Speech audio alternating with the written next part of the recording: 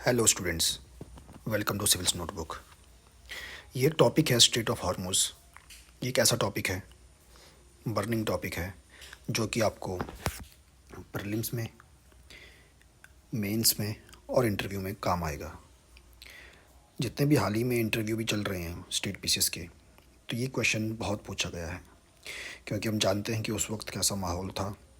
LPG cylinders बहुत महंगे हो चुके थे, उनकी किल्लत थी मार्केट में, और ये वही टाइम था जब इंडिया जियोपॉलिटिकली बहुत सारे इशू फेस कर रहा था। स्ट्रेट ऑफ हॉर्मुज इम्पॉर्टेंट क्यों होता है? पूरी दुनिया के लिए है, भारत के लिए नहीं। उसके रीज़न्स हैं। उसका सबसे बड़ा रीज़न है, ये जो एरिया है, ये उन कंट्रीज़ के बीच में ये एरिया है जो कंट्रीज़ अपने ऑयल के लिए, नेचुरल गैस के लिए बहुत इम्पोर्टेंट मानी जाती हैं। अब देखिए, इसमें ईरान है, यूएई है, ओमान है। ओमान का एक हिस्सा यहाँ पे भी है। कतर है, बहरीन और Saudi Arabia. Mostly in countries से इंडिया भी अपना तेल मंगाता है, जो कि इंडिया का क्रूड ऑयल है। मोस्टली तो इंडिया अपना 60% जो क्रूड ऑयल है वो यहाँ से मंगाता है, लेकिन उसका भी 80% से ज़्यादा क्रूड ऑयल इस एरिया से आता है। और इस एरिया का जो पास है, स्ट्रेट ऑफ हॉर्मुज से होके ही इंडिया की तरफ आता है। अगर हम ईरान से ना भी लेना चाहें तो सऊदी अरेबिया, इराक़ का भी हमको यहीं से मिलेगा। तो जो अभी इशू रिसेंटली हमने देखा, जो कॉन्फ्लिक्ट्स था यूएस से इज़राइल एक तरफ और ईरान एक तरफ, तो उससे स्ट्रेट ऑफ हॉर्मुज फिर से न्यूज़ में आ गया। ये इंडिया के लिए इम्पॉर्टेंट एक तो क्रूड ऑयल की वजह से ही है, दूसरा हम पे इन्फ्लेशन पे इसका फ़र्क पड़ता है। अगर क्रूड ऑयल हमारे लिए महंगा हो गया, अगर वो इस रास्ते से नहीं आ रहा, चलो माना कि रेड सी से होके आ रहा है, दूसरी तरफ से होके आ रहा है, उसका प्राइस बढ़ जाता है। ऑयल प्राइस बढ़ जाएंगे, जो कि आपको दिनचर्या जो आपकी है, जो बेसिक आपका दिन में, अगर सुबह सुबह अगर आपका दूध आ रहा है, वहाँ से लेके आपकी सिलेंडर सब महंगी हो जाएगी। तो ये इंडिया की जो एनर्जी सिक्योरिटी है उसके लिए बहुत ज़्यादा क्रिटिकल है। प्रीलिम्स में ये क्वेश्चन आपका बनता है जोग्राफिकली आपको मैपिंग करनी है, तो वहाँ से क्वेश्चन बनता है। मेंस में क्वेश्चन बनता है स्ट्रेट ऑफ हॉर्मुज क्यों इम्पोर्टेंट है भारत के लिए, या फिर आईआर में ये बहुत सारे क्वेश्चन इस पे बनते हैं। और इंटरव्यू में तो ये हॉट टॉपिक है ही, क्योंकि आईआर एक ऐसा सब्जेक्ट है जहाँ बोर्ड मेंबर्स भी क्वेश्चन ईजिली पूछ लेते हैं, और वो चाहते हैं कि हमें आईआर की समझ हो। तो इम्पोर्टेंट इंडिया के लिए ये मोस्टली नेबरहुड है हमारा, और हमारा सबसे बड़ा सोर्स जो है क्रूड ऑयल का, वो यहाँ से आता है।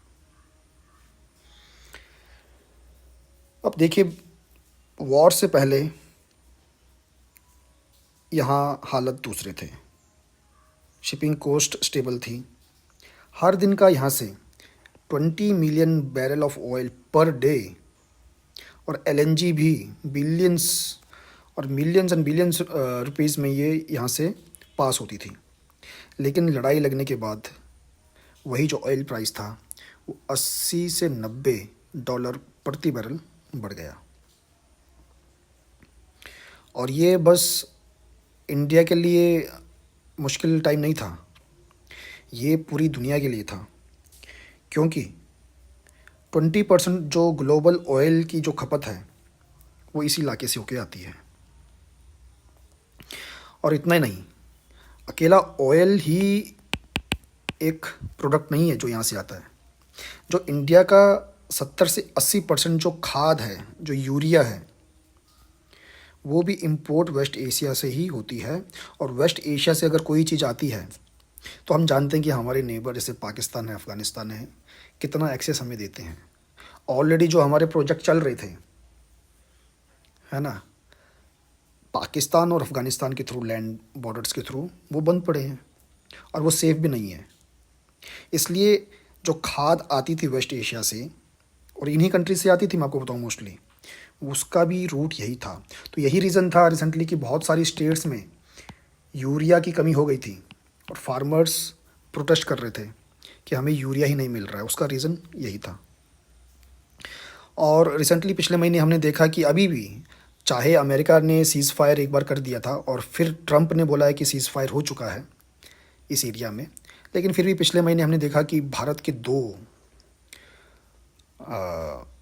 मर्चेंट नेवी के सेलर्स, उनकी डेथ हो जाती है। तो ये अटैक हाल ही में नहीं हो रहे, पहले से भी होते आए हैं।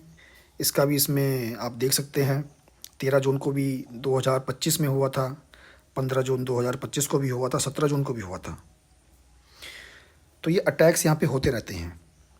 तो इसकी जो सिक्योरिटी है, जो पॉलिटिकल, जो इसकी इम्पोर्टेंस है, उसको हम इग्नोर नहीं कर सकते हैं। इसमें से